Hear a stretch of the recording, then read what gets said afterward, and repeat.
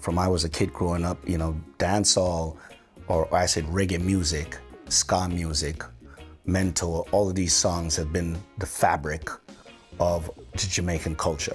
Hi everyone, this is Shaggy, and you're watching Growing Up Jamaica, only on Billboard.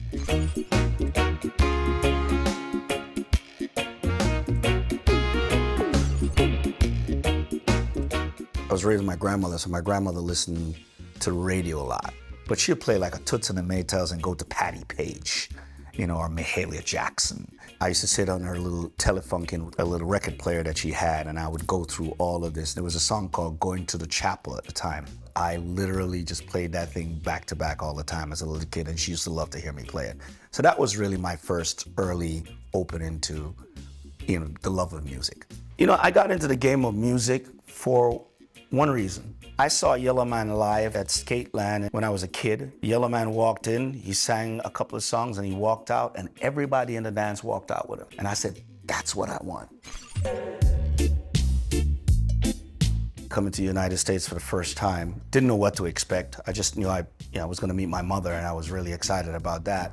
New York was a great place for me because it was a melting pot. I realized there were other people other than Jamaicans. I got into the Marines because I was literally in Flatbush. I was smart enough to know that if there's a hole and someone stepped in it before me and twisted his ankle, step over it. I decided that I was just gonna get out of town. The Marines was a good setup for everything that I was about to encounter in life that I didn't know.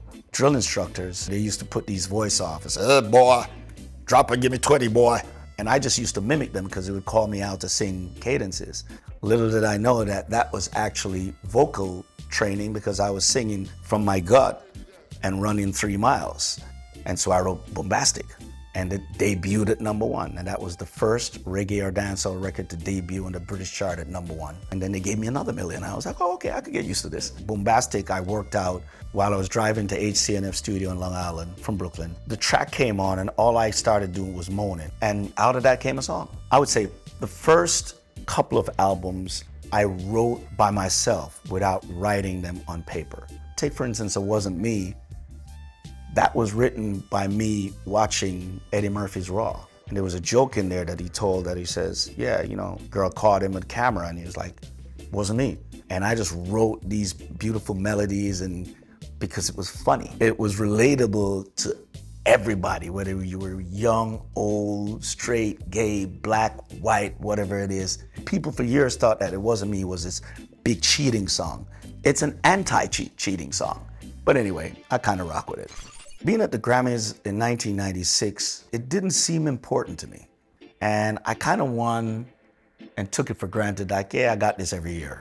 But I think after Old Carolina, we made my first million, that's when I decided I wanted to have a child. Richie was born. He was everything. He was perfect. And once we had Sydney, which was my first girl, that was exciting because I had Richie and I had Tyler at the time, and then I was blessed with twin girls after that.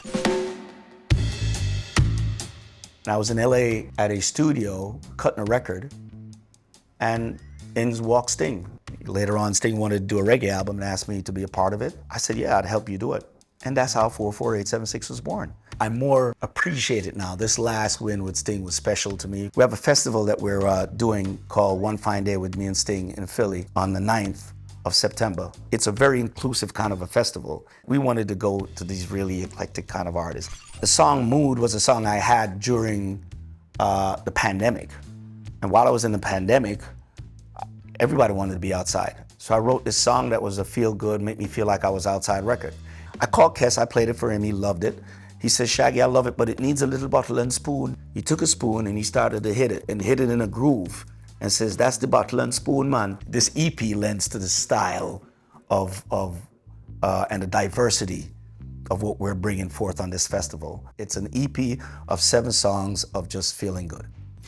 I enjoy this, I love this. I hope that I'm an inspiration to anybody that comes. I hope these music bring joy to anybody who plays them and listen to them and hear them live. That's all I can say at the end of the day. If it ends tomorrow, it was a great ride.